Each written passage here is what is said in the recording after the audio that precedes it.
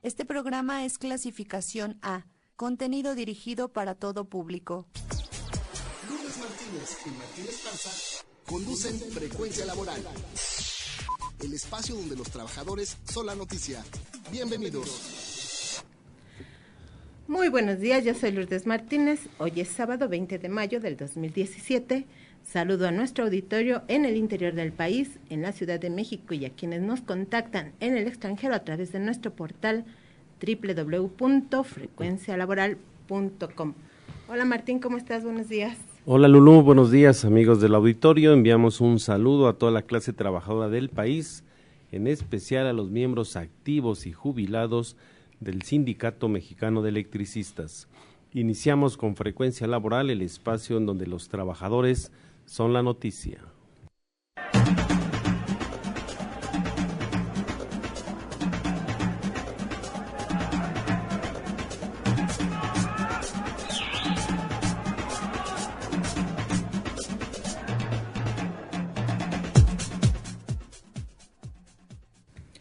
La industria total del país no creció respecto al año anterior y en algunas ramas cayó de acuerdo al informe sobre la situación económica en México que emitió el Centro de Estudios de las Finanzas Públicas, CEPS, de la Cámara de Diputados en la segunda quincena de mayo.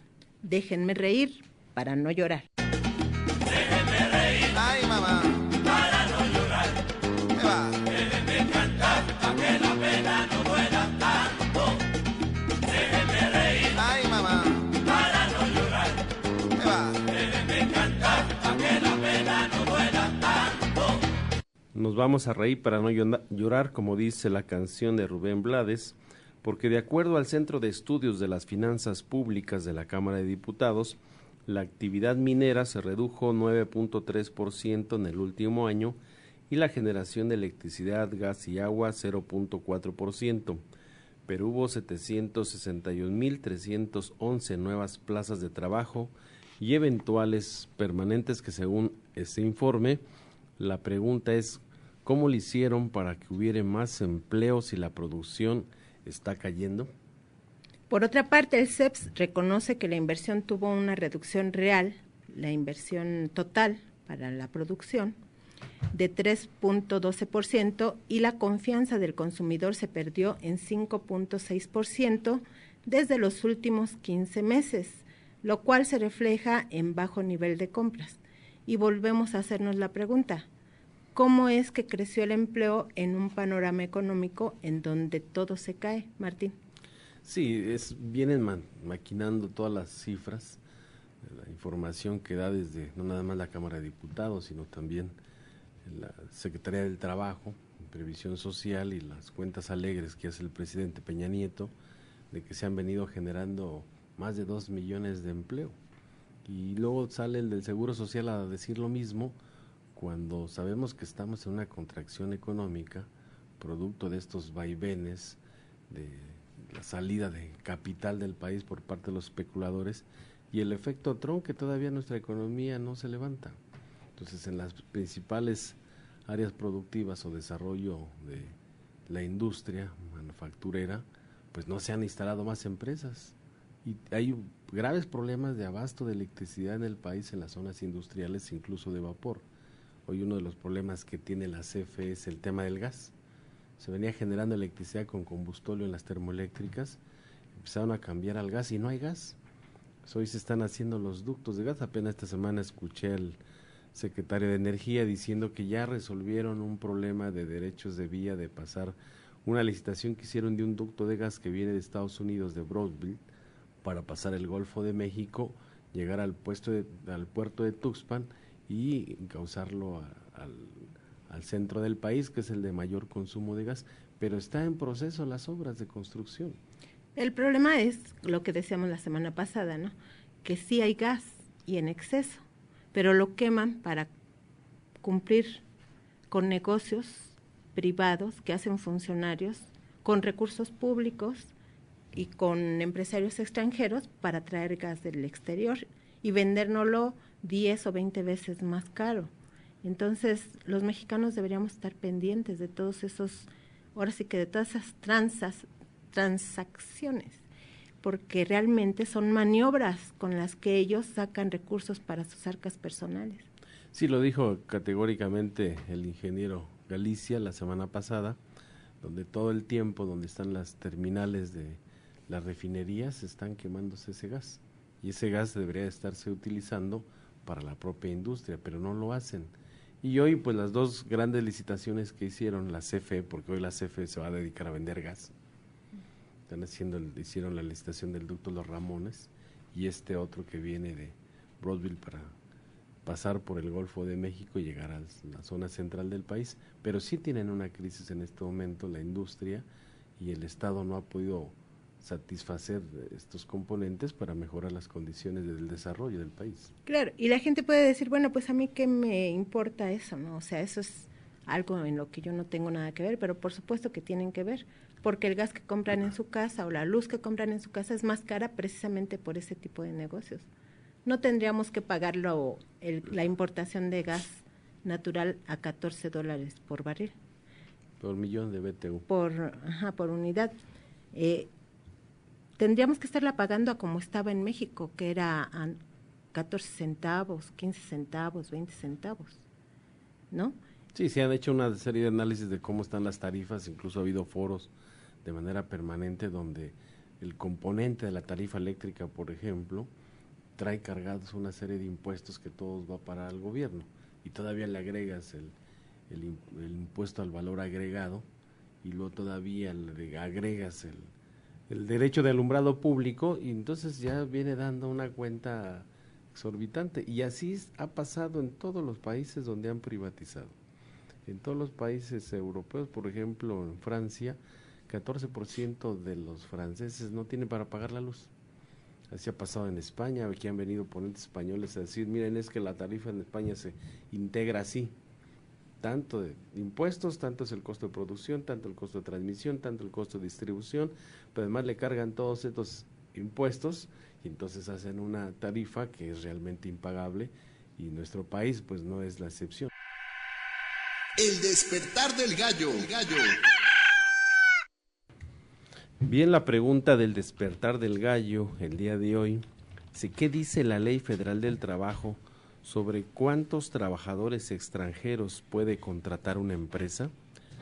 Lo invitamos a que visite nuestro portal www.frecuencialaboral.com. Hoy nos acompañan en el estudio de transmisión de Frecuencia Laboral, el espacio donde los trabajadores son la noticia, coordinadores nacionales de la Asociación Nacional de Usuarios de la Energía Eléctrica, ANUE, Judith de la Cruz y Ricardo Arenas Rodríguez. Bienvenidos al Ring Laboral. El Ring Laboral.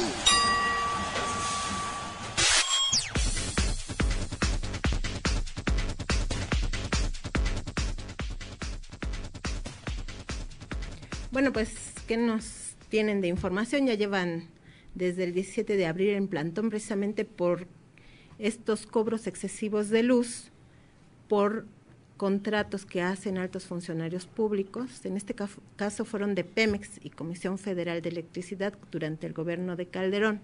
Empezaron con Fox, siguieron con Calderón y continuaron con el actual gobierno de Peña Nieto, haciendo contratos con una empresa que se llama Iberdrola, Unión Fenosa. Son empresas españolas que están haciendo pues coyotaje con el gas natural. Bueno, en primer lugar agradecer la invitación al espacio, Lourdes, y informar o comentar el orgullo que siento de compartir este espacio informativo con mi compañero secretario general del ESME, uno de los pocos, si no es que el único secretario general que puede andar de frente junto a sus compañeros trabajadores sin recibir el rechazo y el repudio del que gozan la mayoría de los líderes banales de las organizaciones en este país. Esto habla de que es un compañero con una dirección importante en esta resistencia.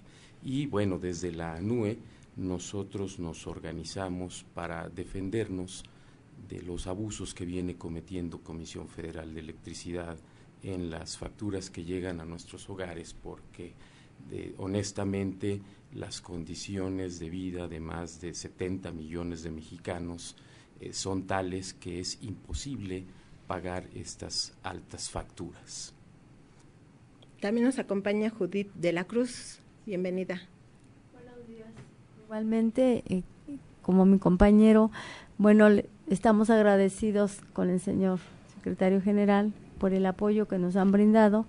Bueno, sí es verdad, estamos ahí en el plantón desde el día 17 de abril, porque han sido muchos los abusos que ha cometido Comisión Federal. Nosotros ahí tenemos unas demandas, tenemos mesas de negociaciones, y en nuestro ahora sí que lo que nosotros necesitamos es que la energía se renacionalice nuevamente como estaba anterior, y pues pedimos el borrón y cuenta nueva, una tarifa social y justa, pero también tenemos la necesidad de una empresa mexicana que nos dé un contrato justo, ¿no? Nosotros no estamos negados a pagar, pero algo que sea realmente por lo que nosotros consumimos, no lo que Comisión Federal dice, ¿no? Entonces, con ese fin nosotros nos plantamos ahí, estamos en resistencia y vamos a seguir ahí hasta que se nos dé la solución a nuestras demandas. La semana pasada nos platicaba el amigo bombero Peregrino, Toño Peregrino Rojo, que fue al campamento a entrevistarlos y que se encontró que llegaba una marcha de la Embajada de España. ¿Qué pasó? ¿Los recibieron? ¿Por qué ese día no los habían recibido? No, de hecho, bueno, nada más se hizo una marcha, una toma simbólica de la empresa, de la embajada, perdón, y esa fue la actividad. No había la intención de entrar a hacer mesas de negociación. Es una forma de presión nada más. También uno de los temas que están demandando es que paren la criminalización que están haciendo en contra de los usuarios. Hay demandas de la CFE en contra de los usuarios y los han estado llevando a los ministerios públicos. O sea, cómo el Estado prepara toda una serie de reformas pues para que el tema de la electricidad, dicen ahora el robo de electricidad es un delito grave, y así están intimidando a los usuarios. También es uno de los temas que la ANUE ha estado planteando como una de sus demandas centrales, porque es irrecible que en este país quien ha construido la infraestructura eléctrica somos todos los mexicanos, desde las plantas de generación, líneas de transmisión, redes de distribución. Toda la infraestructura es gracias a los recursos que los propios mexicanos han aportado, también el pago de las propias tarifas. Y hoy, pues prácticamente toda esa infraestructura, en el tema de generación abierta a las multinacionales, la comercialización también, y un marco legal donde el usuario lo ven ahora como si se estuviera robando un servicio, cuando es una obligación del Estado contribuir a eso. Bueno, pues me enviaron un comunicado que nosotros vamos a publicar en nuestro portal www.frecuencialaboral.com. El domingo lo publicamos, ya lo podrán leer domingo por la tarde, lunes y toda la semana. Pero dice algo importante: todo esto fue a raíz de que extinguen a Luz y Fuerza del Centro, que tenía una tarifa realmente baja, y se empezaron a disparar porque empezaron a hacer negocios privados con empresas que especulan con la electricidad.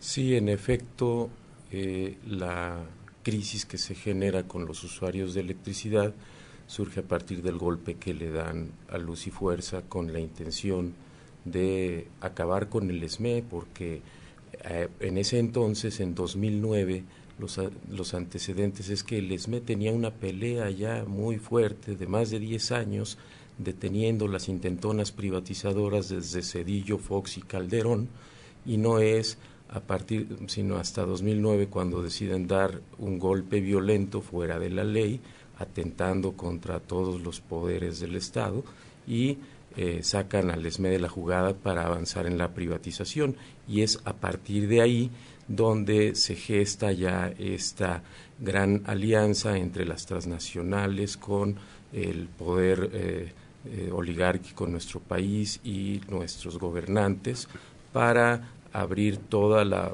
posibilidad de inversión a estas grandes firmas y con el contubernio que todos nosotros conocemos, donde participan los funcionarios mayores de las instituciones del gobierno, que en alianza con estas firmas terminan siendo hasta socios de las nuevas empresas que invierten en el país. Y a partir de ahí se dispara de manera violenta las tarifas, en primer lugar, a partir de que CFE genera especulación en la facturación, porque no tiene forma de tomar lecturas, y a partir de esto se genera un desorden que permite abrir la posibilidad de alzar las tarifas.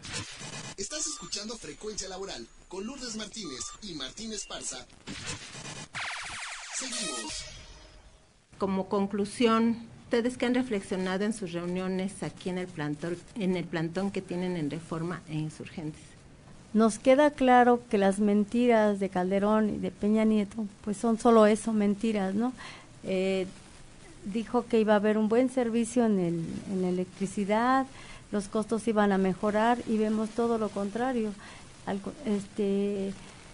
Han subido mucho los cobros de la luz, precisamente por eso estamos en el plantón, ¿no? Para estar peleando, ahora sí que por derecho nos corresponde, ¿no? El salario ha decaído, en lugar de aumentar, pues sigue siendo el mismo, no se han generado más empleos, pues el país va en quiebra, ¿no? Nosotros lo que queremos es solucionar nuestras demandas, le pedimos a todo el auditorio que se organice, que nos apoye, que se incluya en la lucha que tenemos, que nos apoye también con víveres, pues para seguir nosotros adelante con esto hasta que se resuelva nuestra situación. Sí, Martín, no sé si quieras hacer una conclusión, porque va de la mano la lucha del SME con la NUE. Aquí queremos informarles que hemos recibido comunicación de la Secretaría de Gobernación, ya lo comuniqué a uno de los coordinadores nacionales, que es Juan Carlos Escalante, para tener una reunión con ellos el próximo día martes a las 12:30 del día, y ahí prácticamente están ellos ya convocando a las distintas dependencias involucradas en este conflicto, que debe ser la Comisión Federal de Electricidad, la misma Profeco, debe estar gente de la PGR por todas las denuncias que hay en contra de los propios usuarios, y ahí la NUE ya tiene su planteamiento muy claro, muy viable para que se pueda resolver este conflicto. ¿Cuál es? Pues el borrón y cuenta nueva, la iniciativa de ley que está en el Congreso de la Unión para impulsar la tarifa social a partir de esta crisis económica. Hay gente que no tiene para pagar la luz, es real, gente que está pidiendo dinero prestado para pagar su luz, si no se la corta. Sí, y gente que ya se la cortaron y que ya no la van a instalar, ¿no? Porque además se andan cortando los diablitos, ya en todo el Estado de México ya es un programa, están quitando los diablitos. Hay una campaña permanente de hostigamiento a todos los usuarios, particularmente los que estamos organizados en la NUE. Parece que se pusieron de acuerdo los de Profeco con CFE y le dijeron por listadito y de manera puntual, van uno por uno a despojarlos del servicio, les quitan los medidores, se llevan los cables y violan tajantemente la ley, a pesar de que nuestros compañeros demuestran que tienen una queja interpuesta ante Profeco como un documento que da seguimiento a un conflicto. Y como lo has mencionado, este es un tema de interés nacional, porque no nada más los que están organizados en la NUE tienen el problema de las tarifas. Vas al norte del país, vas al sureste del país, es más grave todavía por las condiciones del clima, entonces se ocupa mayor electricidad. Y me parece que es la convocatoria que se hace por parte de los compañeros de la NUE a que se sumen más usuarios, se organicen más usuarios, a que emplacemos al Congreso a que legislen. Ya en 2 ocasiones se ha presentado la iniciativa de ley ciudadana para que se reconozca la tarifa social a todos los usuarios de consumo básico, porque de otra forma, pues esto se va a seguir agudizando, polarizando, pues no podemos ver que una casa no tenga luz. tienes derecho a la vivienda, pero sin luz. Claro. Una escuela, que hasta las escuelas les están cortando la luz. Esta semana en Morelos tuvieron que salir los pobladores a tomar las autopistas porque les fueron a cortar la luz a los bombeos de agua potable. Aquí hemos tocado los temas de los ejidatarios que van y les llegan recibos de 5 millones de pesos de un pozo de agua para riego agrícola, cuando una tonelada de maíz te cuesta 3,500 pesos y les cobran 5 millones de pesos de un bimestre. O sea, están equivocados, están locos, nadie puede pagar ese tipo de tarifas.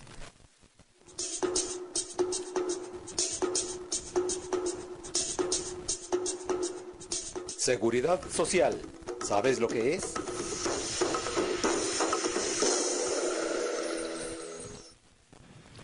Buenos días, licenciado Luna. ¿Qué tal? Buenos días. Gracias por venir todo agripado y con Todavía, malestar un y poquito. llegó. Qué bueno. Que se componga, licenciado. Gracias. ¿De qué nos va a platicar? Bueno, lo que creo yo conveniente es, a propósito de lo que están mencionando ahorita, pues la crisis que vivimos mucha gente o comemos o pagamos luz. Pareciera que en el tema de seguridad social los trabajadores caminamos en círculo y por la siguiente razón. El artículo 123 en 1917 que da origen en cierta medida al tema de seguridad social, que establece ciertos criterios para aplicarse, no fue producto de una concesión graciosa, sino fue producto de una lucha de muchos años que traían trabajadores y trabajadoras con el propósito de que se les pudiera garantizar asistencia médica y sobre todo todos los trabajadores que sufrían daños en su estado físico y mental pudieran tener garantizado una remuneración económica para sobrevivir. Pero es hasta 1917 que se origina en el artículo 103 una serie de elementos que dan pie, porque a partir de ahí todavía pasaron bastantes años como para contar con un sistema de seguridad social un poco más pleno, en el cual es en 1925 que por primera vez se establece y se cambia un criterio constitucional en el sentido que los patrones tendrían que hacer las aportaciones. ¿Y qué es lo que sucede? Que los patrones protestan y dicen, no, espérate, no me puedes cargar a mí todo, y obligan a que se modifique este artículo para que hasta 1929 se establezca el criterio que tendría que ser tripartito, es decir, que los trabajadores, los patrones y el Estado tendrían la obligación de crear los mecanismos de seguridad social, es decir, los establecimientos donde se impartiría la seguridad social, que es no solamente la pensión, sino la atención médica, que es muy importante, para mujeres, hombres, niños, para todos. Es hasta 1935 cuando el general Lázaro Cárdenas instruye a uno de al secretario de Gobernación para que emita o realice un estudio sobre cómo crear una institución importante para el servicio de los trabajadores. Pero es hasta el 1942 en diciembre cuando se instituye, y en 1943 en enero es cuando se declara oficialmente, sale publicado en el Diario Oficial, la creación del Instituto Mexicano del Seguro Social. ¿Y por qué es importante todo este antecedente histórico? Primero, bueno, porque son años en los que los trabajadores estuvieron pues luchando por dos razones básicas. Uno, el tener la certeza de tener seguridad médica, que era y sigue siendo fundamental. Y dos, el tener la posibilidad de contar con una pensión al momento de que ya no pudieran trabajar. ¿Qué es lo que sucede actualmente? Bueno, pues actualmente tenemos una regresión, creo que antes de 1917, en el que no obstante que existen instituciones como es el ISSSTE, el IMSS y otras, pero cada vez es un poco más complicado que los trabajadores podamos tener acceso a la salud, es decir, a la atención médica, por el que se han generado toda una serie de situaciones que vale la pena mucho leer y estudiar, a propósito de la descapitalización que han hecho diversos gobiernos desde su creación en 1943 del Seguro Social y en 1962 del ISSSTE, pues cómo han utilizado estos instrumentos para otros fines y propósitos y desviaciones de recursos y apropiaciones de recursos de muchos de sus funcionarios, pero menos para fortalecer una institución que pueda garantizar una atención médica adecuada a los trabajadores. De hecho, la Constitución dice que la seguridad social es de utilidad pública. Y cuando hablamos de utilidad pública quiere decir pues una atención integral. ¿Qué es lo que estamos viendo actualmente? No solamente la poca posibilidad de tener atención médica, sino que el sistema pensionario cada vez está más en riesgo, se está revocando muchas de las situaciones que se tenían de bienestar de algunos de los trabajadores, de muchos trabajadores diría yo, y actualmente incluso el sistema pensionario pues corre el riesgo de que prontamente podamos encontrar una iniciativa que no solamente eleve los años, sino disminuya la posibilidad de las pensiones de los trabajadores. Ya se está haciendo o se está proponiendo que eso suceda con los trabajadores del apartado B. Ya el salario mínimo dejaría de ser la base de referencia de los 10 salarios y se tomaría me parece que es el UMA, así se llama, como base para el pago, que es mucho menor al equivalente a un salario mínimo.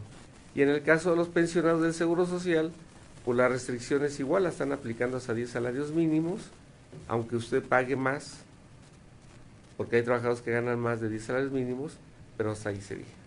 Bueno, licenciado, pues usted siempre nos manda su colaboración, nosotros la vamos a publicar en nuestro portal www.frecuencialaboral.com, pero sí quisiera yo comentar que yo estoy haciendo la recapitulación de todo lo que ocurrió a partir de que se creó el sistema de ahorro para el retiro en el 92 hasta la fecha. Y lo que tenemos es que no hubo una sola movilización de trabajadores cuando empezó la privatización de las pensiones. Empezaron a movilizarse a partir del 96, en el 95 empezaron a discutir ya cuando venía lo de las afores, pero ¿sabe cuántas personas había en el mitin el día que se aprobaron las afores? Es decir, el día que se pasaron todos los fondos de pensiones del IMSS a la banca privada para que se enriquezcan con nuestro dinero. 100 personas. Entonces así no se puede cambiar nada. Lo dejo para la reflexión y de eso vamos a hablar dentro de 8 días que nos toca nuestra cápsula que tranza con las afores. Estás escuchando Frecuencia Laboral con Lourdes Martínez y Martín Esparza. Seguimos. Bueno, nos estamos acordando de todas las mermas que ha habido con la ley del IMSS. Tenemos llamadas. Ernesto Pereira, ingeniero del Instituto Politécnico Nacional, nos dice que ahora que están próximas las elecciones en el Estado de México, bueno, no podemos hablar ahorita, nos lo prohíbe la ley, pero ahorita voy a leer, si no contiene nada que nos pueda provocar una multa y una extinción por pago de multa, leemos la llamada, pero no, ahorita no podemos hacer comentarios a favor de candidatos ni del asunto de las elecciones ni en contra. Sí, Nancy Peralta de Tlanepantla envía un saludo a todos los que estamos en el programa. Alejandro Rodríguez Flores dice: en Ecatepec están poniendo postes de luz que son más altos que los anteriores. No me explican, dice, por qué Urbina está metiendo las manos en Ecatepec. Se puede demandar a Urbina.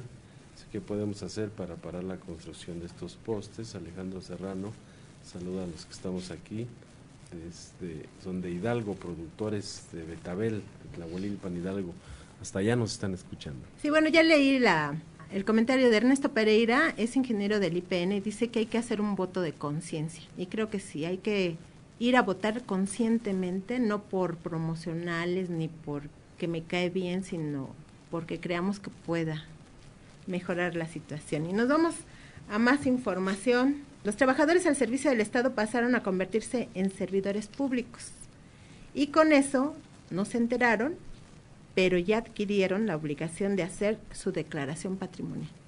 ¿Y qué está pasando? Carlos Guillén nos informa. Buenos días. Buenos días. En efecto, bueno, se habla mucho de combatir la corrupción, se habla mucho de grandes transformaciones, y se nos ha vendido que la Ley Federal de Responsabilidades de los Servidores Públicos es para combatir la corrupción. Bueno, aquí habría que empezar diciendo que no se ha podido ni siquiera nombrar al fiscal anticorrupción. Entonces, como que las cosas no se están haciendo muy bien. Pero por otro lado, sí hay en efecto una modificación al artículo 108 de la Constitución, en el cual establece que son servidores públicos todos, habla de diputados, senadores, funcionarios, etcétera, y dice, y todos aquellos que tengan alguna comisión o un empleo en la Administración Pública Federal. Entonces eso nos mete a todos en el mismo costal. Sin embargo, pues no todos los trabajadores, aceptando que seamos servidores públicos, tenemos las mismas responsabilidades. Por ejemplo, no todos manejamos recursos públicos.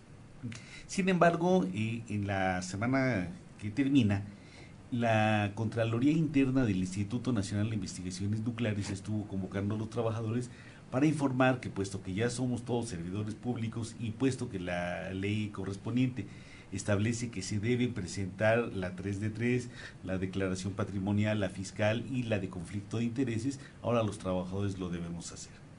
Aquí pues se armó mucho revuelo en el instituto y saltan algunos elementos que vale la pena mencionar.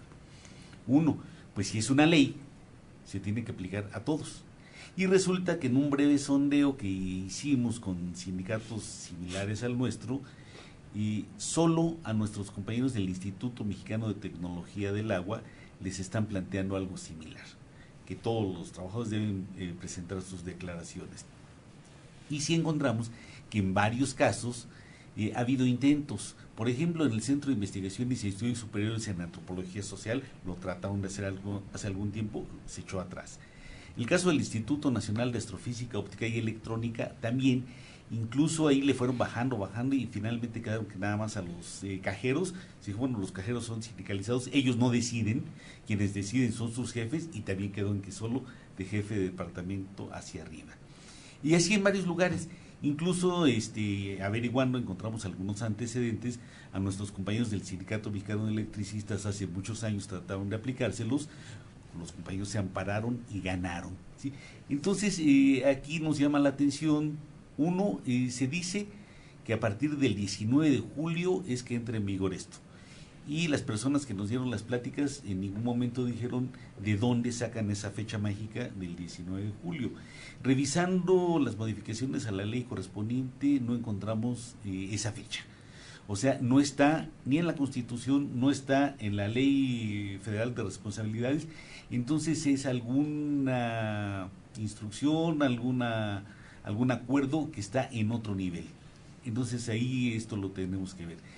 Otra, decíamos, a la mayoría de los sindicatos que consultamos ni siquiera se les ha mencionado. Y en algunos lugares se ha dicho y se ha logrado echar atrás.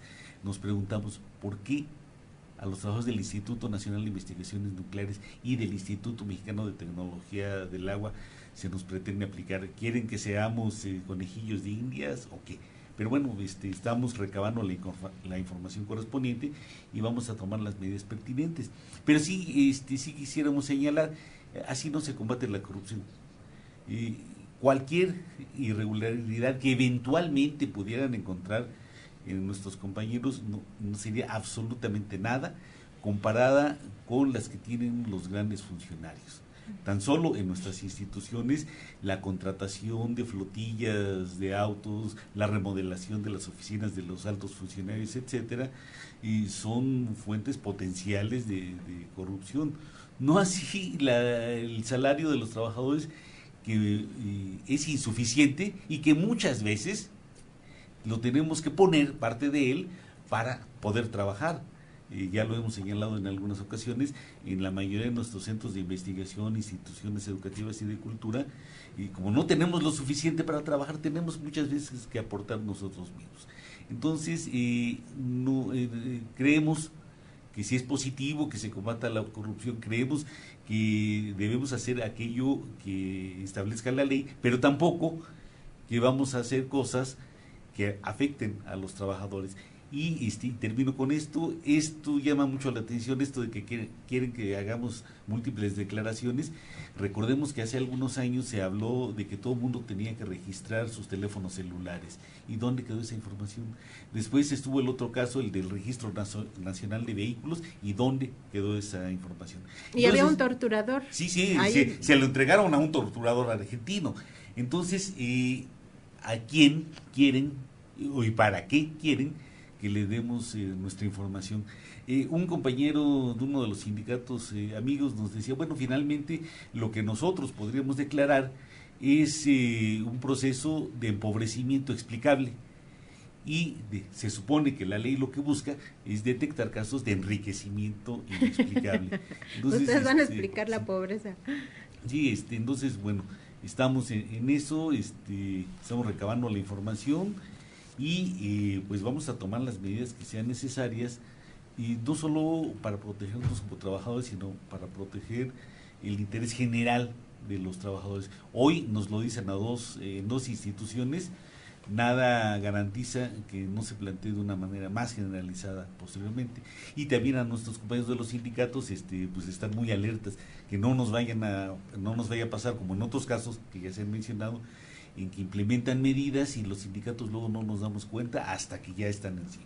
Martín, tenemos un anuncio, Frecuencia Laboral será galardonada.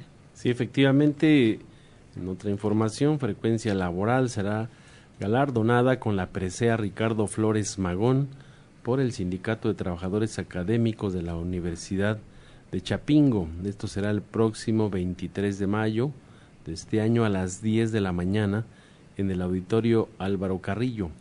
El objetivo es otorgar un reconocimiento público a los movimientos sociales, organizaciones y dirigentes que hayan realizado un trabajo destacado en la reivindicación de los derechos laborales, intereses colectivos y respecto a la naturaleza, diálogo de saberes, derecho a la educación o aportes significativos a la solución de los grandes problemas nacionales y respeto a los derechos del pueblo de México.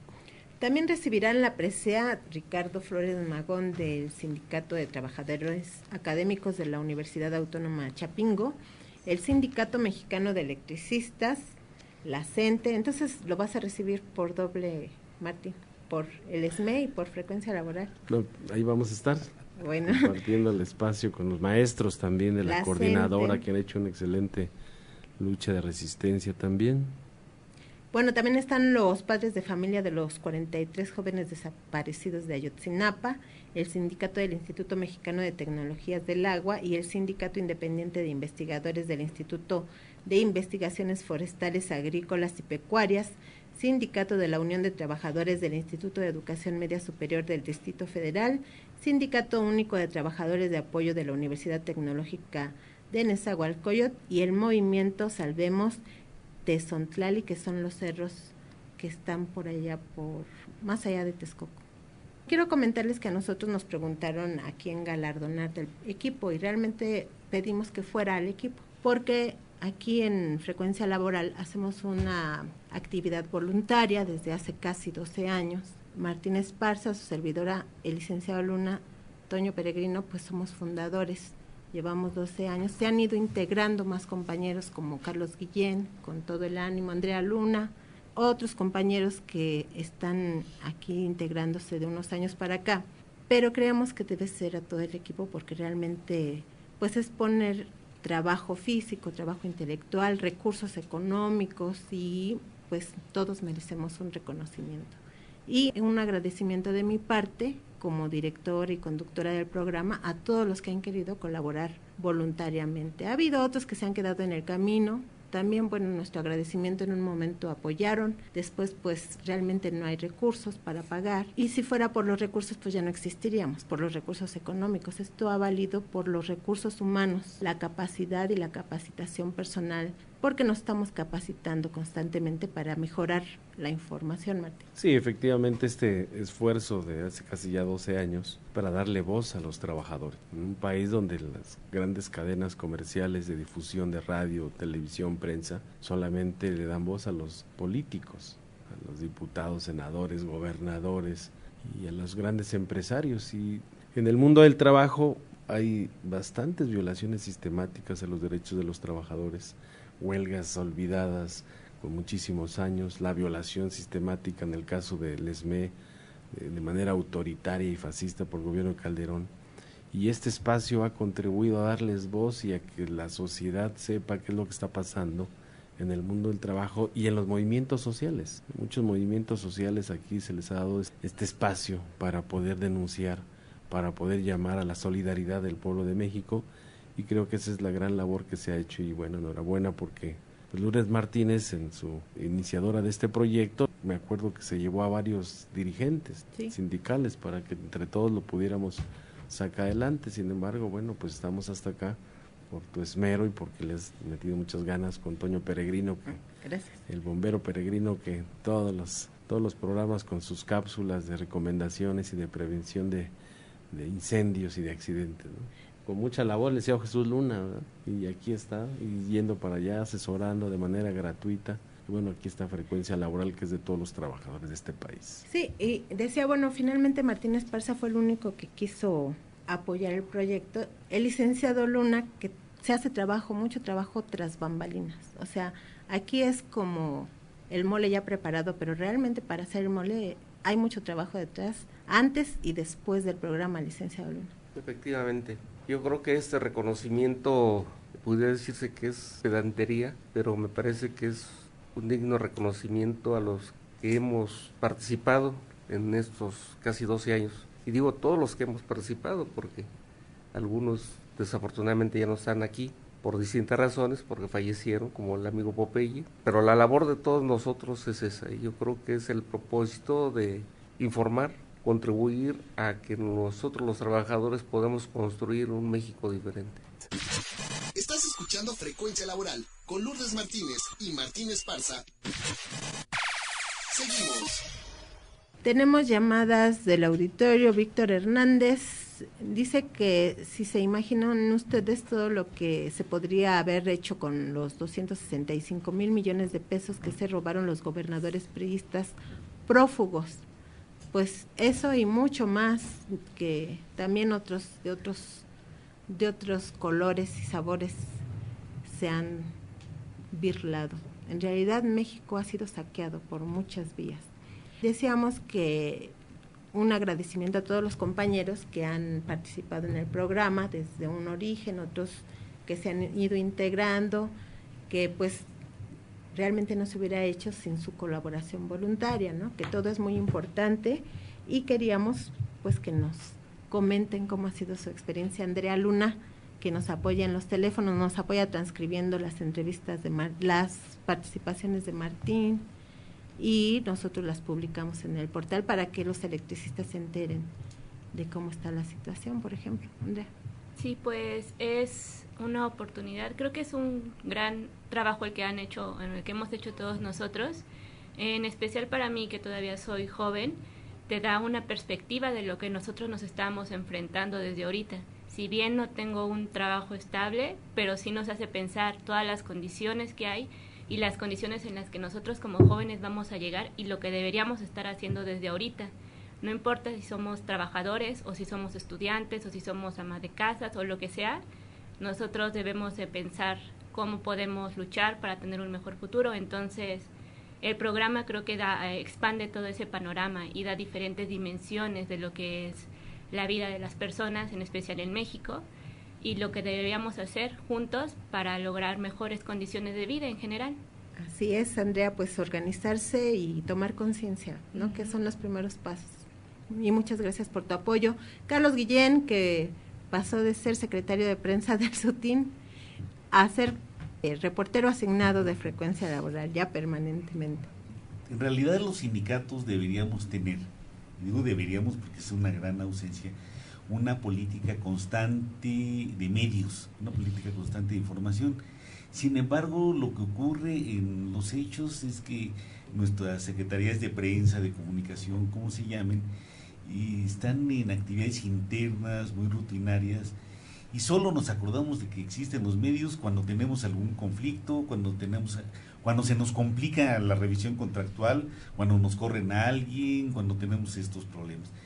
Y no tenemos una forma de estar informando cotidianamente a la sociedad, y Frecuencia Laboral ha sido un espacio que nos ha permitido esto, y que nos ha permitido no solo el plantear cuáles son los golpes que nos están dando en su momento, sino en el caso particular nuestro, que nos ha permitido explicar a la sociedad qué es lo que hacemos, por qué planteamos, por ejemplo, que debe haber un mejor presupuesto para nuestras instituciones, qué pensamos sobre la educación, qué pensamos sobre la cultura, qué pensamos sobre aspectos fundamentales. Entonces se está cubriendo un aspecto que normalmente los sindicatos no estamos desarrollando, y esto incluso ha tenido algunos elementos desde mi punto de vista formativos para quienes estamos colaborando aquí. Creo que el trabajo, las actividades en nuestros sindicatos, ahora tenemos un poco más de elementos para desarrollarlas, y es un elemento que permite romper el cerco informativo que hay. A los dueños de los medios no les interesa la voz de los trabajadores. Aquí se escucha débilmente, parcialmente, pero aquí está la voz de los trabajadores. Toño Peregrino, que realmente has vivido mañana, tarde, noche, de madrugada, sábados, domingos, lunes y toda la semana actividades para el programa Frecuencia Laboral. ¿Qué te dejan estos años de experiencia? Pues una experiencia muy bonita.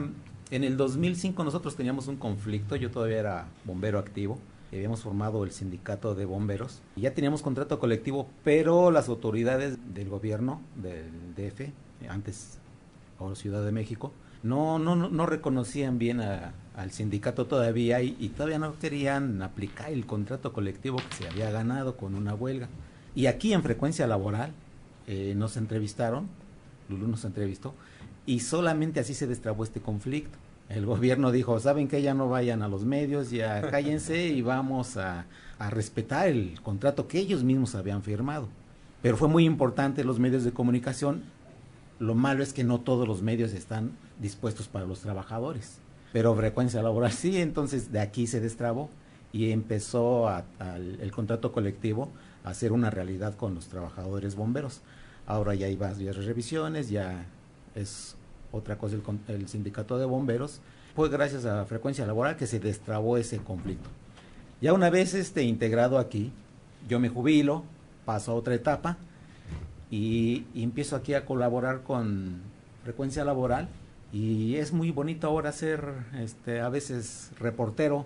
Fui con las compañeras, es otra etapa, es algo muy padre, intentar ser reportero, decir los problemas de los trabajadores ante un micrófono, pero también decirle a los trabajadores que tienen un micrófono para que expresen sus inconformidades, pero también que escriban. Es bien difícil hacerlos escribir, que es importante también el portal, porque eso se ve en todo el mundo.